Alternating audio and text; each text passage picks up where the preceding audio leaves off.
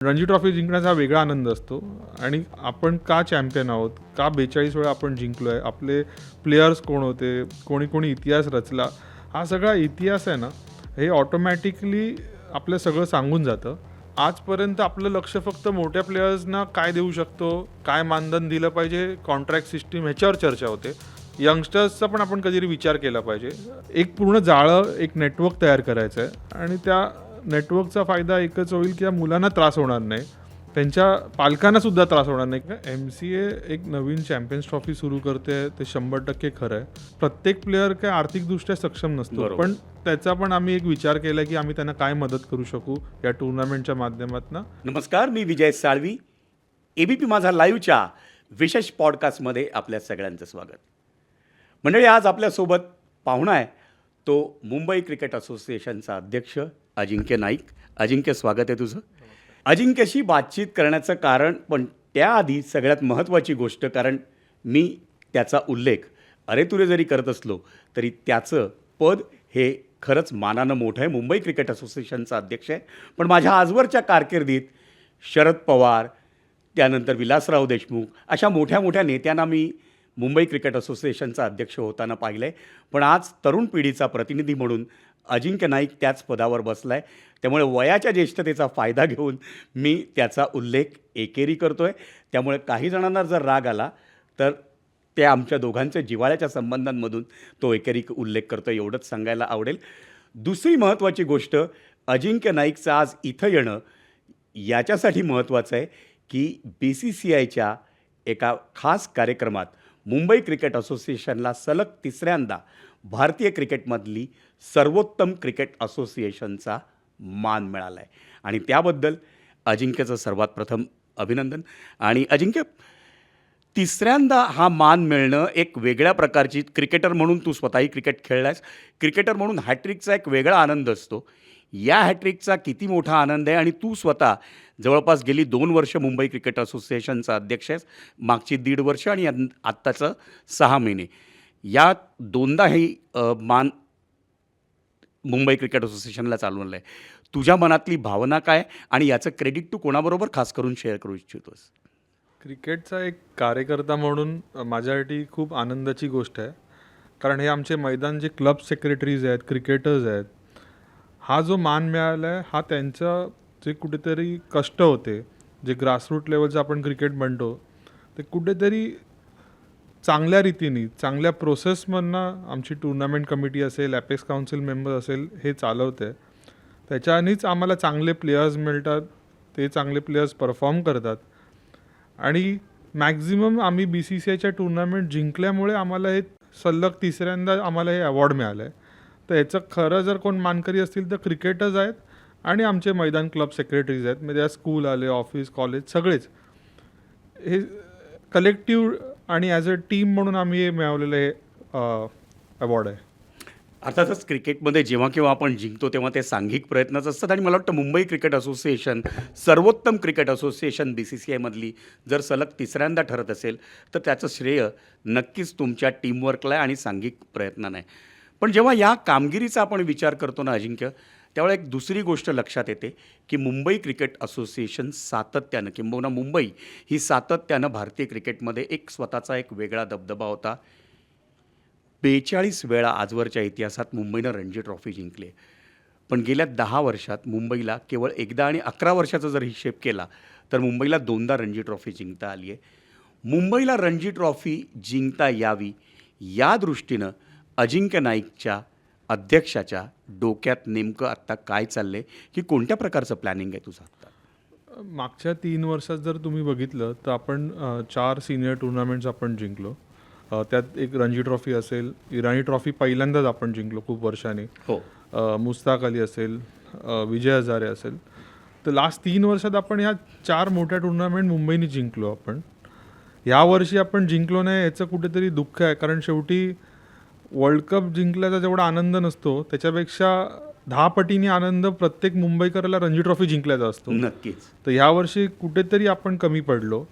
त्याचं आमची जी CIC आहेत, ॲडवायझर दिलीप वेंगसरकर सर असतील, जे सिलेक्टर्स असतील, ॲपेक्स काउन्सिल, याच्यावर आम्ही एक रिव्ह्यू करू की काय चांगलं करता येईल. आमच्या कर्णधारांनी सांगितलेलं की कॅचेस सुटल्या, तर कॅचेस सुटल्या तर काय केलं पाहिजे. कारण आम्ही ॲज ए ॲडमिनिस्ट्रेटर म्हणून चांगलं इन्फ्रास्ट्रक्चर देऊ शकतो, ज्या सुखसुविधा प्लेयर्सना पाहिजे ते आम्ही प्रोव्हाइड करू शकतो. पण क्रिकेटला ज्या ज्या गोष्टी लागतील ते आम्हाला CIC असेल किंवा सिलेक्टर्स असतील किंवा आमचे जे प्लेयर्स आहेत ह्यांच्याशी आम्ही चर्चा करू आणि जी प्रोसेस फॉलो केली पाहिजे ती नक्कीच करू. कारण रणजी ट्रॉफी जिंकण्यासाठी जे जे एक क्रिकेटचा कार्यकर्ता म्हणून असेल किंवा ॲपेक्स काउन्सिलचा सदस्य म्हणून असेल किंवा क्लब सेक्रेटरी म्हणून असेल, जी मेहनत करायला पाहिजे, जे डिसिजन्स घेतले पाहिजे, त्याच्यात आम्ही कुठेच कमी पडणार नाही येणाऱ्या काळात. कारण रणजी ट्रॉफी हा आमचा एक म्हणतात ना अंतिम उद्दिष्ट असतं पूर्ण क्रिकेट सीझनचं, की रणजी ट्रॉफी जिंकली पाहिजे. तुम्ही बाकी काही जिंकतात त्याला महत्त्व नसतं, पण रणजी ट्रॉफी जिंकणं आणि त्याचा आनंद वेगळाच असतो. कारण मी माझ्या टेन्युअरमध्ये सेक्रेटरी असताना एकदा जिंकलो आहे, तर तेव्हा जो आनंद होता, किंवा मुस्ताक अली असेल किंवा विजय हजारे असेल, इराणी ट्रॉफी असेल, पण रणजी ट्रॉफी जिंकण्याचा हा वेगळा आनंद असतो. आणि आपण का चॅम्पियन आहोत, का 42 वेळा आपण जिंकलो आहे, आपले प्लेयर्स कोण होते, कोणी कोणी इतिहास रचला, हा सगळा इतिहास आहे ना, हे ऑटोमॅटिकली आपलं सगळं सांगून जातं. तर रणजी ट्रॉफीला लागणारे जे जे डिसिजन्स असतील ॲज अ ॲडमिनिस्ट्रेटर घेतले पाहिजे ते आम्ही नक्कीच येणाऱ्या काळात घेऊ. अजिंक्य, क्रिकेटरला नेमकं काय पाहिजे? आत्ता तुझ्या बोलताना एक गोष्ट लक्षात आली. जेव्हा आपण मुंबई क्रिकेट असोसिएशन म्हणतो, अनेकांना माहिती नसेल की मुंबई क्रिकेट असोसिएशन म्हणजे फक्त मुंबई शहर असं नाही आहे.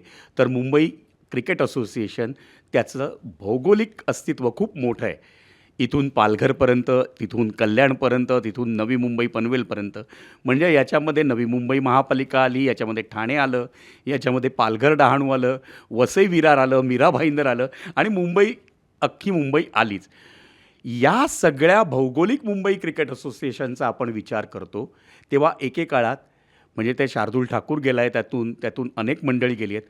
यांना क्रिकेटचा किट उचलून जो प्रवास करायला लागत होता, आजच्या मुंबईच्या खेळाडूंना हा सगळा त्रास कमी व्हावा या दृष्टीने तुम्ही बरंचसं प्लॅनिंग केलं आहे असं कळतंय. MCAचं ज्युरिडिक्शन जसं तुम्ही सांगितलं हे नुसतं मुंबईपुरतं नसून पालघर जिल्हा येतो, ठाणा जिल्हा येतो, ठाणा जिल्ह्यात विविध शहरं येतात, वेगवेगळे तालुके येतात. म्हणजे नवी मुंबई असेल, ठाणा सिटी असेल, कल्याण डोंबिवली असेल, हे सगळं MCAच्या ज्युरिडिक्शनमध्ये येतं. पण कुठेतरी प्लेअरचा जो प्रवास आहे हा जर एक डहाणूवरनं येणारा प्लेअर असेल तर 6 तास त्याच्या आयुष्यातली ट्रॅव्हलिंगमध्येच जातील. हो. कल्याण डोंबिवलीवरनं आला तरी पण तेवढीच जातील ट्रेनने आला. आमच्या ॲपेक्स काउन्सिलची मध्ये एक संकल्पना होती आणि आम्ही एक मुंब्रामध्ये आम्ही एक ग्राउंडसुद्धा साईन केलं ॲज अ सॅटेलाईट अकॅडमी म्हणून. तशी त्या शहरांमध्ये किंवा त्या जिल्ह्यांमध्ये आम्ही सॅटेलाईट अकॅडमी नवीन तयार करू, जेणेकरून जो ट्रॅव्हल टाईम आहे स्पेशली अंडर 14, अंडर 16, अंडर 19 मुलांचा तो कुठेतरी कमी होईल. आणि मग ऑटोमॅटिकली परफॉर्मन्सवर फिल्टर करून जे सिलेक्टर्स सिलेक्ट करतील किंवा जे आमचे टॅलेंट हंट कॅम्प चालतात, जे आम्हाला चांगले प्लेयर्स मिळतील त्यांना आपण आपली जी अकॅडमी आहे जी BKCमध्ये आहे तिकडे आपण त्यांना आणून ट्रेन करू शकतो. म्हणजे एक पूर्ण जाळं, एक नेटवर्क तयार करायचं आहे आणि त्या नेटवर्कचा फायदा एकच होईल की या मुलांना त्रास होणार नाही, त्यांच्या पालकांना सुद्धा त्रास होणार नाही. कारण शेवटी ट्रेनमधनं एकटं ट्रॅव्हल करणं डिफिकल्ट आहे, पालकांची पण तेवढाच वेळ जातो. हे सगळ्या गोष्टी विचार करून येणाऱ्या काळात आम्ही हे सॅटेलाईट अकॅडमीचा उपक्रम राबवू. सुरुवातीला एक अकॅडमी आम्ही तयार करू येणाऱ्या काळात आणि मग त्याचा एक रेप्लिकेट आपण प्रत्येक शहरामध्ये, तालुक्यामध्ये आपण करू शकू. ते आणि त्याच्या पलीकडे जाऊन ज्यांना प्रवास करावा लागणार आहे त्यांच्यासाठी तुम्ही काहीतरी नवीन सुविधा निर्माण करताय, त्यांना काही पासेस वगैरे देता असं काही कळतं? बघा, आज आपण सिनियर प्लेयर्स स्पेशली जे इंडियाला खेळतात किंवा IPLला खेळतात, रणजी ट्रॉफी खेळतात, ह्यांच्याबद्दल आपण चर्चा करतो. पण अंडर 14, 16, 19ची मुलं काय करतात, अंडर 15, अंडर 17, अंडर 19च्या मुली काय करतात, त्यांना कसं फायनान्शियली स्टेबिलिटी राहायला पाहिजे. कारण शेवटी बघा सगळेच काही चांगल्या फॅमिलीमध्ये येत नाही आर्थिकदृष्ट्या. हो. खूपसे मी क्रिकेटर्स बघतो ट्रेन स्टेशनवर त्यांना TC पकडतात. कारण मी स्वतः एकदा ट्रेननी ट्रॅव्हल करताना बघितलं की 2-3 प्लेयर्सना बँड्रा स्टेशनवर पकडलं होतं. ते विदाऊट तिकीट ट्रॅव्हल करत होते. त्याच्यातनं मला लक्षात आलं की आजपर्यंत आपलं लक्ष फक्त मोठ्या प्लेयर्सना काय देऊ शकतो, काय मानधन दिलं पाहिजे, कॉन्ट्रॅक्ट सिस्टीम ह्याच्यावर चर्चा होते. यंगस्टर्सचा पण आपण कधीतरी विचार केला पाहिजे. आम्ही मग एकमताने मागे डिसिजन घेतलं की ही जी अराऊंड 400 मुलं आहेत जी टू अँड फ्रो ट्रॅव्हल करतात वेगळ्या वेगळ्या भागातनं. त्यांना आपण एक फर्स्ट क्लासचा पास असेल, त्यांचं लंच असेल, ब्रेकफास्ट असेल, ते पण न्यूट्रिशन व्हॅल्यू वगैरे ते जे काय काळाप्रमाणे आपण जगलं पाहिजे त्या गोष्टी सगळ्या कन्सिडर करून आपण ती गोष्ट इम्प्लिमेंट केली. आणि एक रिइम्बर्समेंट म्हणून आपण अमाऊंटसुद्धा ॲज अ असोसिएशन देतो, जेणेकरून आपला मुंबई क्रिकेट असोसिएशनमधला छोट्यातला छोटा प्लेअर जो आपला फ्युचर मुंबई आणि इंडिया प्लेअर आहे, त्याला आर्थिकदृष्ट्या कुठेतरी त्रास नाही झाला पाहिजे, त्याच्या कुठे पालकांना त्रास नाही झाला पाहिजे. आणि हा डिसिजन आम्ही एकमताने इम्प्लिमेंट केला आणि सगळ्यांनी सपोर्टसुद्धा केला याच्यासाठी. दुसरी एक आत्ताना महत्त्वाची गोष्ट सगळ्यात विचाराविषयी वाटते ती म्हणजे सध्या तुझी नुकतीच एक अतिशय महत्त्वाची मीटिंग झाली आणि ती मीटिंग आहे मुंबई क्रिकेट असोसिएशनला नवी मुंबईत एक नवं भूखंड मिळणार आणि त्यावर नवीन स्टेडियम उभं करण्याचा विचार आहे. मुंबई क्रिकेट असोसिएशन आणि राजकीय नेते यांचे फार जिव्हाळ्याचे संबंध आहेत. अगदी मुंबई क्रिकेट असोसिएशनच्या स्थापनेत देखील त्या काळातले अर्थमंत्री बॅरिस्टर शेषराव वानखेडे यांची मोलाची भूमिका होती आणि त्या काळापासूनच हे संबंध चालत आलेले आहेत. मग बाळासाहेब ठाकरे असतील, शरद पवार असतील, विलासराव देशमुख असतील, आशिष शेलार असतील आणि अगदी आत्ता देवेंद्र फडणवीसांपर्यंत जिव्हाळ्याचे संबंध आहेत. त्यामुळे मुंबई क्रिकेट असोसिएशनला काही गोष्टी सहज उपलब्ध होऊ शकतात.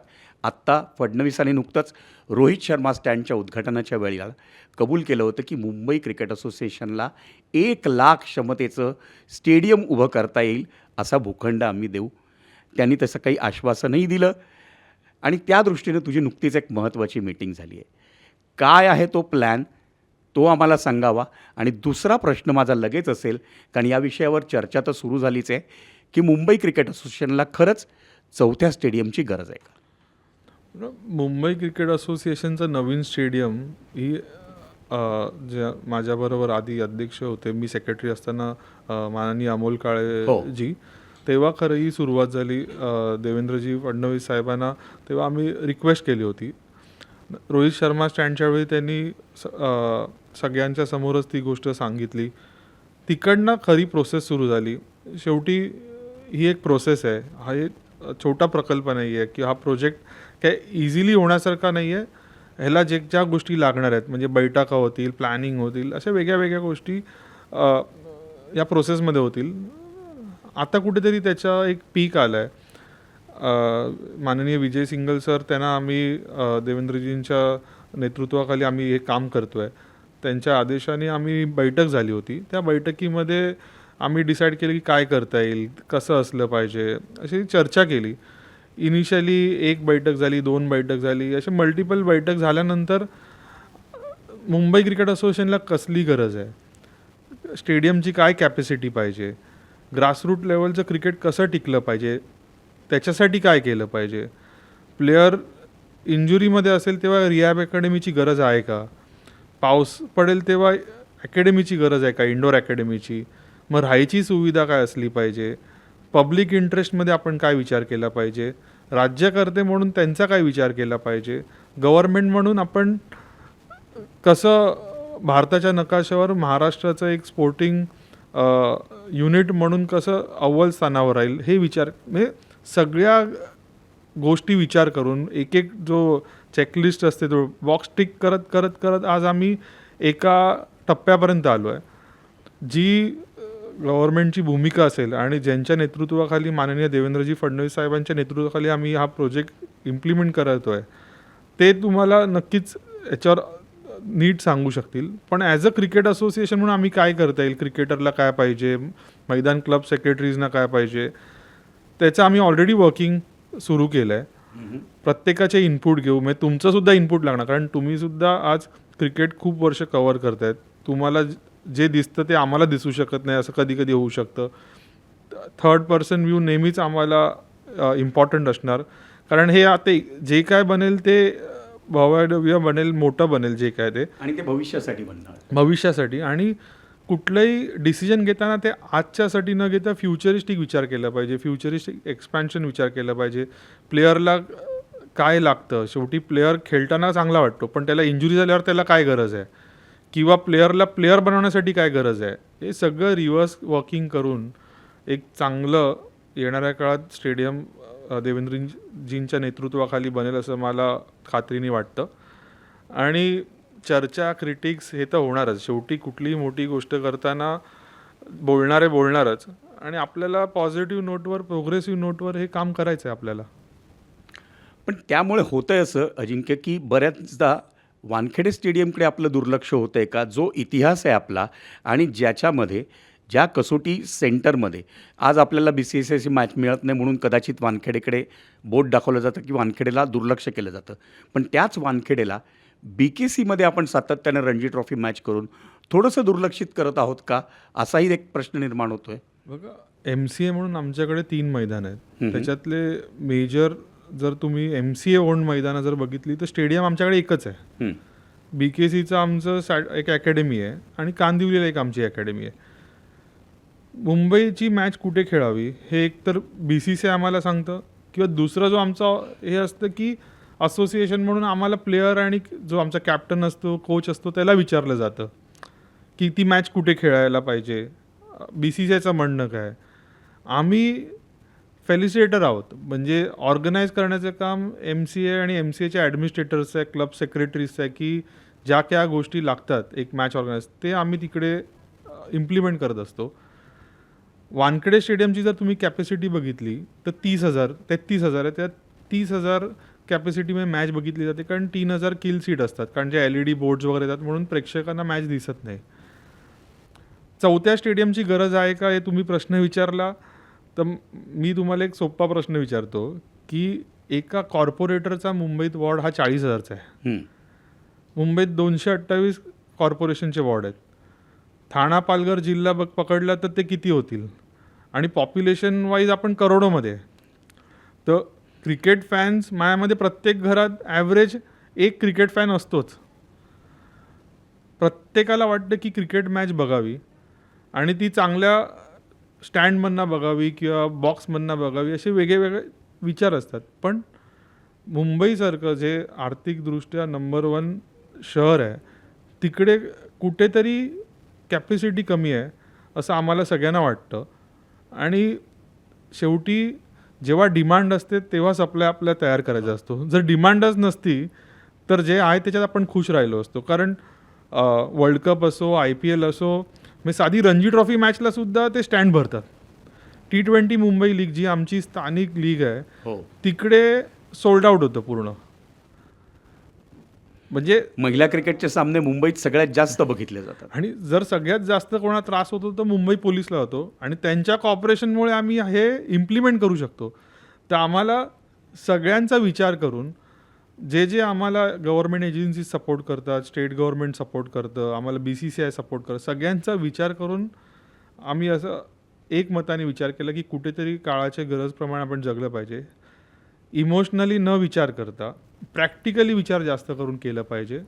आणि वानखेडे स्टेडियम तर आहेच आपलं, पण जेव्हा केव्हा मोठी मॅच येईल, जेव्हा केव्हा जिकडे जास्त क्राऊड एक्सपेक्टेड आहे, तर एक आपल्याकडे असोसिएशनचा हक्काचं स्वतःचं स्टेडियम असले पाहिजे, जेणेकरून आपल्या मॅचेस ह्या मुंबईतच राहतील. हा एकच विचार आहे. आणि त्याच्यासाठी मला वाटतं मुख्यमंत्र्यांनी पाऊल उचलले हे तर आहेच, पण त्याच मुख्यमंत्र्यांकडे आज आपल्याला आपल्या मैदान क्रिकेटचे जर समस्या असतील तर त्या घेऊन जाण्याच्या दृष्टीनं प्राधान्य आहे का? याचं कारण मुख्यमंत्र्यांनी नुकतंच नागपूरमधल्या एका कार्यक्रमात बोलताना ओपन ग्राउंड किंवा खुल्या मैदानांसाठी त्यांनी प्राधान्य देण्याचं त्यांनी देखील कबूल केलं होतं. आज आपल्याकडे आझाद मैदान असेल, ओव्हल मैदान असेल किंवा शिवाजी पार्क जिथे रविवारचे सामने खेळवणंच कठीण झालेलं आहे. तर अशा पद्धतीचं लोकल क्रिकेटमध्ये आपण जर पुढाकार घेऊन मुख्यमंत्र्यांकडे जायचा काही या संदर्भात विचार आहे का? माननीय देवेंद्रजी प्रत्येक MCA रिलेटेड कुठल्याही इश्यूज प्रोॲक्टिव्हली लगेच उत्तर देतात. आझाद ओव्हल क्रॉसचा प्रश्नाला तर ऑलरेडी एका दिशेने आम्ही सुरुवात केली आहे. जो पेंडिंग लीज रिन्युअलचा विषय आहे ते ऑलरेडी स्पोर्ट्स कमिशनर त्यांच्याकडे बैठक झाली, त्याच्यानंतर जे स्पोर्ट्स सेक्रेटरी आहे त्यांच्याकडे आमची बैठक झाली आणि ती लवकरात लवकर त्याच्यावर पण निर्णय होईल. मुख्यमंत्री साहेबांचा तर 100% सपोर्ट आहे आम्हाला ह्या गोष्टीचा. आणि Azad oval cross, Shivaji park हे सगळे इश्यू ऑलमोस्ट पाईपलाईनमध्ये सॉल्व्ह होण्यासाठी आहे. आणि MCA म्हणून मग आम्ही माटुंग्याचं लेवलिंग केलं, पूर्ण दडकर मैदानाचं ग्राउंडचं मैदान केलं, मला आत्ताच टुर्नामेंट कमिटी आणि मैदान कमिटीची आमची बैठक झाली की आपण आता क्रॉस मैदानचं करणार आहे. तर दरवर्षी आम्ही एक हातात मैदान घेऊ, तिकडे आम्ही लेव्हलिंग MCA म्हणून करू. मग आम्हाला सरकारवर पण त्याचा कुठे लोड द्यायचा नाही आहे. आर्थिकदृष्ट्या आम्ही मेक शुअर करू की ते कसं इम्प्लिमेंट करता येईल. आणि जिकडे जिकडे आमचे क्लब सेक्रेटरी सांगते की कमी आहे, आता आम्ही सगळ्यांना फ्री इक्विपमेंट्स दिले. रोलर असेल, नंतर जे काही इक्विपमेंट्स लागतात एक मैदान मेंटेन करायला, त्या सगळ्या गोष्टी आम्ही प्रोव्हाइड केल्या. फिल्टर्ड सॉईल असेल, म्हणजे कुठल्याही क्लब सेक्रेटरीला काही कमी पडता येईल नाही आणि कुठल्याही क्रिकेटरला चांगलं मैदान मिळणार नाही असं होणार नाही. आमच्या टेन्युअरमध्ये जी जी गोष्ट लागेल, जे जे ॲज अ क्रिकेटर आणि क्रिकेट खेळण्यासाठी लागेल, ते आम्ही 100% प्रोव्हाइड करणार. अजिंक्य, मुंबईतल्या खेळाडूंसाठी मुंबई T20 लीग सुरू झाली. आता आम्ही असं ऐकतोय की मुंबई चॅम्पियन्स ट्रॉफी देखील सुरू होणार आहे. या स्पर्धा ज्या नव्या नव्या येत आहेत त्याच्यामुळे तरुणांना संधी मिळतेच, पण त्याचवेळी मुंबई क्रिकेट असोसिएशनच्या काही जुन्या ऐतिहासिक ज्या टुर्नामेंट्स आहेत त्याचं रिस्ट्रक्चरिंग करण्याच्या दृष्टीनं काही विचार सुरू आहेत का, जेणेकरून आणखी त्या मुलांना संधी मिळू शकेल? MCA एक नवीन चॅम्पियन्स ट्रॉफी सुरू करते, ते 100% खरं आहे. कुठेतरी मुंबईच्या प्लेयर्सना एक प्लॅटफॉर्म मिळाला पाहिजे. शेवटी परफॉर्म करायला एक टुर्नामेंट असली पाहिजे, हो. एक प्लॅटफॉर्म असला पाहिजे. जर तेच नसेल तर प्लेयर परफॉर्म कसा करणार? आणि जेव्हा परफॉर्मन्स जाईल तेव्हा जे T20 मुंबई लीगमध्ये सिलेक्ट होतील, असं पण होऊ शकतं. ह्या चॅम्पियन्स ट्रॉफीमधनं आम्ही लाईव्ह कव्हरेज करणार आहोत, स्टेडियम्सवर मॅच खेळणार आहोत. म्हणजे आम्ही CCI ब्लॉक केलं आहे. वानखेडेमध्ये IPL असल्यामुळे आम्ही ह्याला करतो आहे, आपलं BKCला करतो आहे. DY पाटीलला आम्ही ब्लॉक केलं आहे, दादोजी कोंडेव ब्लॉक केलं आहे. म्हणजे ह्या सगळ्या ज्या मॅचेस होतील ह्या स्टेडियमवर होतील. छोट्या मैदानावर परफॉर्म करणं इझी वाटतं, कारण 30 यार्ड 40 यार्डच्या जर तुम्ही मैदानावर खेळले तर T20मध्ये म्हणजे स्कोर नेक्स्ट लेवलला स्कोर होईल. तर ते स्टँड अलोन जे मैदान आहेत, जी स्टेडियम्स आहेत, तिकडे या मॅचेस होतील, जेणेकरून आमच्या प्लेयर्सना एक प्लॅटफॉर्म मिळेल. ऑनलाईनसुद्धा ते दिसतील. जे चांगले परफॉर्म होतील ते आम्ही तुमच्या माध्यमातून जे टॅलेंट स्काउट्स असतात, IPLचे असतील, भारताचे सिलेक्टर असतील, यांच्यापर्यंत आमच्या प्लेयर्सचे परफॉर्मन्स घेऊन जाऊ. आणि ह्याच्यात जे चांगले प्लेयर असतील ते तुम्हाला T20 मुंबई लीगमध्ये सुद्धा दिसतील. शेवटी हा ब्रिज आम्ही तयार करतो आहे. इंडिया, IPL आणि T20 मुंबई लीगसाठी प्लेयर्सनी परफॉर्म करावं. MCAने ते ऑर्गनाईज करतील आणि प्लेयर्सना काय फायनान्शियली आम्ही मदत करू शकतो. म्हणजे त्यांचं ट्रॅव्हलिंग अलाउन्स असेल, खाणं पिणं असेल. आज मी बघितलं न्यूट्रिशन वाईज लोक ते प्रोटीन इनटेक करतात. देन चांगलं फूडमध्ये व्हेजिटेरियन लोक पनीर खात असतील, टोफू खात असतील, तर जे नॉन व्हेजिटेरियन ते एग्स खात असतील. पण प्रत्येक प्लेयर काय आर्थिकदृष्ट्या सक्षम नसतो. बरोबर. पण त्याचा पण आम्ही एक विचार केला की आम्ही त्यांना काय मदत करू शकू या टुर्नामेंटच्या माध्यमातून. आणि हा प्लॅटफॉर्म आहे, प्लेयर्सनी परफॉर्म करावं आणि पुढचं त्यांचं नशीब आणि MCA म्हणून क्रिकेट चांगलं सुरळीतपणे ऑर्गनाईज करणे आम्ही हेल्प करू. आता तुम्ही जे म्हटलं की ज्या ऐतिहासिक किंवा हिस्टॉरिकल टुर्नामेंट्स आहेत, ज्या टुर्नामेंट्स हिस्टॉरिकल आहेत ते कुठे आम्हाला डिस्टर्ब नाही करायचे आहेत. जे आत्तापर्यंत सुरू आहेत त्याला चांगलं कसं करता येईल, त्याच्यात चांगले जे तुमच्यासारख्यांचे इनपुट्स असतील, आमचे सिनियर जे ॲडमिनिस्ट्रेटर त्यांचे म्हणजे प्रोफेसर रत्नाकर शेट्टी सर आम्हाला नेहमीच या बाबतीत गाईड करतात की अजिंक्य काय चांगलं केलं पाहिजे. असे खूपसे सिनियर ॲडमिनिस्ट्रेटर्स जे आम्हाला एक तर फोन करून असेल, मेसेजेस करून असेल. आमचे एक माजी ट्रेजरर होते जगदीश आचरेकर, त्यांचे सजेशन्स पण आम्हाला खूप वेळा येतात. अरविंद कदम आहेत, दीपक पाटील आहेत. असे जे आमचे ग्रासरूट लेवलला जी लोक काम करतात, जे चांगला विचार करतात मुंबई क्रिकेट असोसिएशनचा, त्यांचे सगळ्यांचे इनपुट्स घेऊन आम्ही जी टुर्नामेंट स्ट्रक्चर आहे ते अजून कसं बेटर करता येईल याच्यासाठी काम करू. तुझ्या या उत्तरातले 2 मुद्दे किंवा 2 शब्द वापरतो आणि प्रश्न पुढचा विचारतो. एक तर फायनान्शियल उल्लेख केलास आणि दुसरं खेळाडूंनी खेळत राहावं. BCCIच्या धर्तीवर central contract system Mumbai cricket असोसिएशनमध्ये लागू करण्याचा विचार होता, कुठपर्यंत आले? बघा, मी सेक्रेटरी होतो, अमोलजी अध्यक्ष होते, तेव्हापासून आम्ही खरं तर ही सुरुवात केली. विजय पाटील सर अध्यक्ष असताना सुद्धा आम्ही ह्याच्यावर विचार केला होता. तेव्हा काही अडचणी आल्या, पण विजय पाटील सरांचा जो उद्देश होता हा खूप चांगला होता. अमोलजी असताना सुद्धा आम्ही ह्याच्यावर खूप चर्चा केली आणि एक बेसिक ड्राफ्ट तयार केला होता. मग अभय अडप आमचे सेक्रेटरी झाले, त्यांनी याच्यावर थोडं काम केलं. आज करंट ॲपेक्स काउन्सिलनी एकमताने हा ॲग्री केलं आहे. म्हणजे येणाऱ्या ॲपेक्समध्ये तर हा इम्प्लिमेंटसुद्धा होणार आहे. तर BCCI नंतरही मुंबई क्रिकेट असोसिएशन एकमेव असोसिएशन असणार जे सेंट्रल कॉन्ट्रॅक्ट इम्प्लिमेंट करणार आहे. जेणेकरून मुंबईतल्या प्रत्येक क्रिकेटरला परफॉर्म केल्यावर आर्थिकदृष्ट्या त्यांची फॅमिली स्टेबल राहील, ते स्वतः स्टेबल राहतील आणि आम्हाला अभिमान वाटेल की तो प्लेअर स्ट्रेस फ्री. कारण आपण म्हणतो ना, ह्या प्लेअरमध्ये क्वालिटी आहे पण टेम्परामेंट आहे का? तर परफॉर्मन्स खूप गोष्टींनी डिपेंड असतो. कधी कधी पर्सनल इश्यूजमुळे पण प्लेअर परफॉर्म करू नाही शकत. कधी कधी प्लेअरची बॉडी लँग्वेज डाऊन असते, आपल्याला माहीत नसते की त्याच्या पर्सनल लाईफमध्ये काय चालू आहे. तर या सगळ्या गोष्टी कन्सिडर करून आपण एका प्लेअरला बॅक केलं पाहिजे. ते ॲज अ असोसिएशन आम्ही आजपर्यंत बॅक करत आलो. अजिंक्य, जेव्हा क्रिकेट असेल किंवा कुठलीही गोष्ट, इतिहास हा फार महत्त्वाचा असतो आणि मुंबई क्रिकेटमध्ये आज सर्वाधिक चर्चा किंवा भारतीय क्रिकेटमध्ये ती मुंबई क्रिकेट असोसिएशनच्या क्रिकेट संग्रहालयाची आहे. तुझ्या कारकिर्दीत ते काम पूर्ण झालं आहे. किती अभिमान आहे आणि ही संकल्पना साधारण कधी सुरू झाली आणि यापुढच्या काळात त्याचा विस्तार होणार आहे का? सगळ्यात म्हणजे आमच्यासाठी आनंदाची गोष्ट होती क्रिकेट म्युझियम. कारण ही वर्षानुवर्ष म्हणजे जेव्हापासून मी असोसिएशनमध्ये काम करायला तेव्हापासून ऐकत होतो. पण शेवटी खूप लोकांच्या डोक्यामध्ये आयडियाज असतात, पण इम्प्लिमेंट करायची काय म्हणतात क्षमता असते, पण डिसिजन घ्यायची ताकद नसते. किंतु परंतु खूप असतात किंवा कोण काय बोलेल, हा काय बोलेल, तो काय बोलेल, शेजारचा काय बोलेल, असे निगेटिव्ह थॉट्स खूप असतात. पण आम्ही ॲज अ टीम ॲपेक्स काउन्सिलनी मागच्या निर्णय घेतला की नाही, ते केलं पाहिजे. 6 महिन्याच्या आत आम्ही ते म्युझियम इम्प्लिमेंट केलं. जशी तिकीटची मागणी असते आम्हाला की त्याच ह्याच्यावर म्युझियमचा स्लॉट मिळेल का, बघता येईल का. आणि म्युझियमचं अजून एक वैशिष्ट्य सांगतो, हे मुंबईपुरतं मर्यादित नाही आहे. हे लॉर्ड्स, MCG ह्याच्यापेक्षा अव्वल स्थानाचं म्युझियम मला वाटतं. म्हणजे साऊथ मुंबईमध्ये अनेक म्युझियम्स असतील मुंबईमध्ये, पण मला वाटतं MCAच्या म्युझियम एवढी आजपर्यंत मी गर्दी कुठे बघितली नाही आहे किंवा मागणी एवढी कुठे बघितली नाही आहे. म्हणजे तुम्ही जर ऑनलाईन प्लॅटफॉर्मवर जाल, जिकडे आमचं हे स्लॉट बुक होतं, तिकडे तुम्हाला नेहमीच सोल्ड आउट दिसेल. आणि ते जेन्युअनली म्हणजे वेगळे टुरिस्टसुद्धा परदेशातनं येणारे तिकडे येतात. मुंबईत असलेल्या ॲम्बेसीज आहेत, म्हणजे UK एम्बेसी असेल, मध्ये त्या इटालियन ॲम्बेसीनी पण जसं क्रिकेट त्यांनी सुरू केलं वर्ल्ड कपला खेळण्यामध्ये, यावेळी पार्टिसिपेट केलं, ती लोकं येऊन गेले. नेपाळचे काही जर्नलिस्ट, त्यांचे ऑफिस बेरर्स येऊन गेले. म्हणजे इतर देशातली लोकंसुद्धा तिकडे येऊन गेली. आणि जे स्टॉलवर्ड्स आहेत मुंबई क्रिकेट असोसिएशनमधले किंवा म्हणजे कपिल देव सरसारखे, ते सुद्धा येऊन म्युझियमला भेट देऊन दिले. म्हणजे न सांगता एक ऑर्गॅनिकली म्हणजे रुटीनमध्ये येऊन भेटून गेले.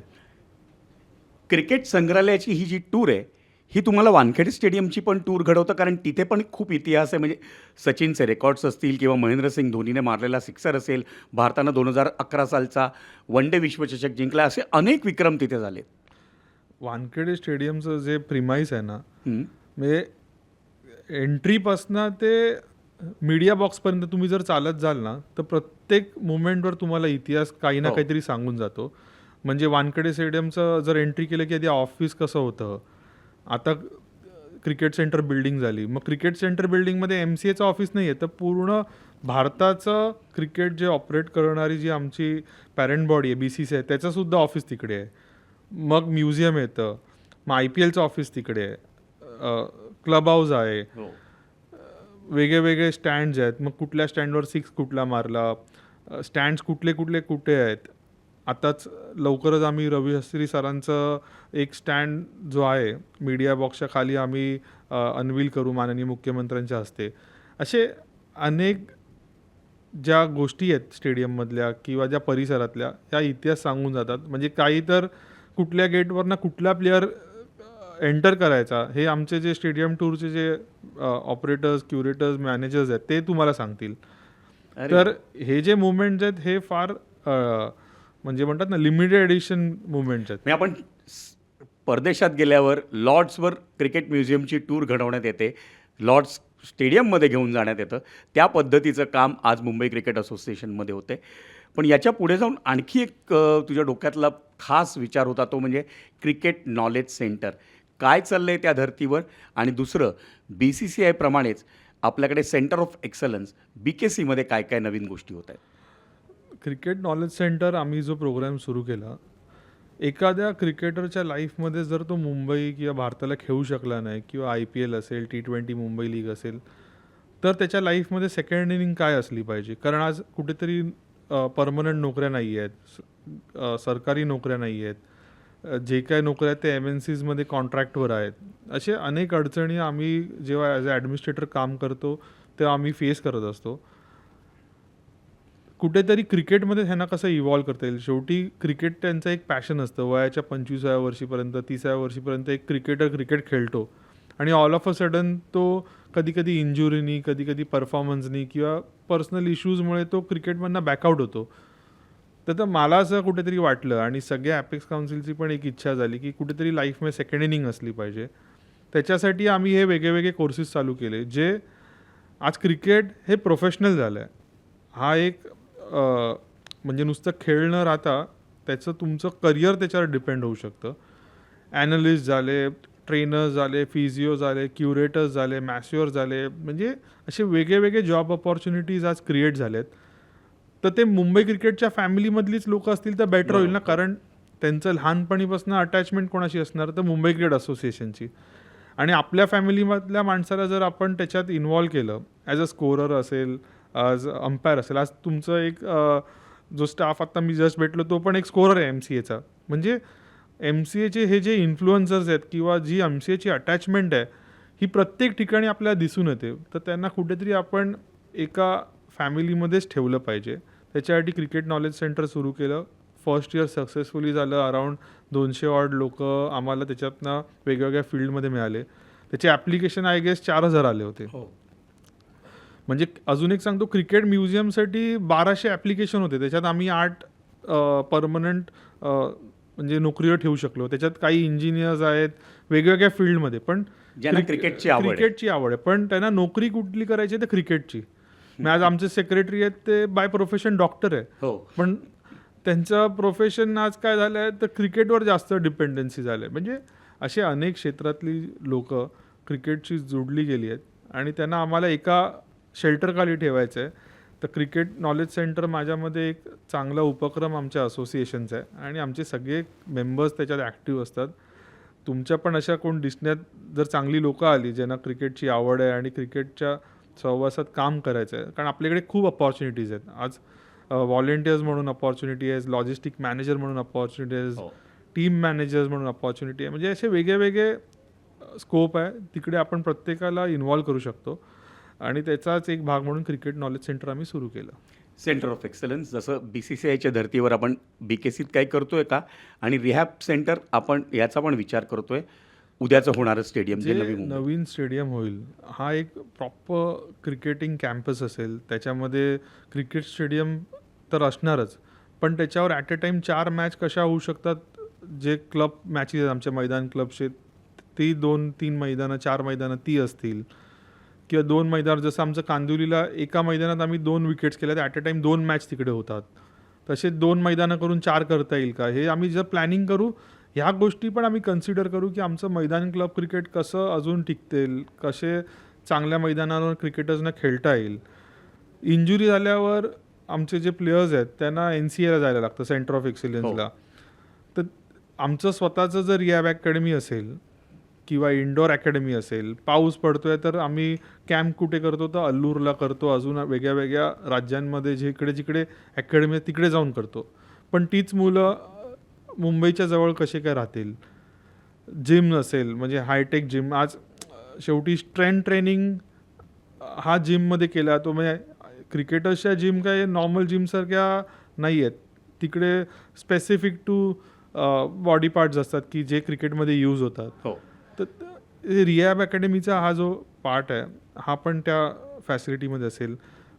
पार्किंग स्पेसचा पण आपल्याला विचार करायला पाहिजे. शेवटी आज साऊथ मुंबईमध्ये आम्ही बघतो पार्किंगचा खूप इश्यू येतो. पब्लिक इंटरेस्टमध्येच आपण चांगले गार्डन्स करू शकू का, रनिंग ट्रॅक असेल, वॉकिंग ट्रॅक असेल, हे कसं करता येईल.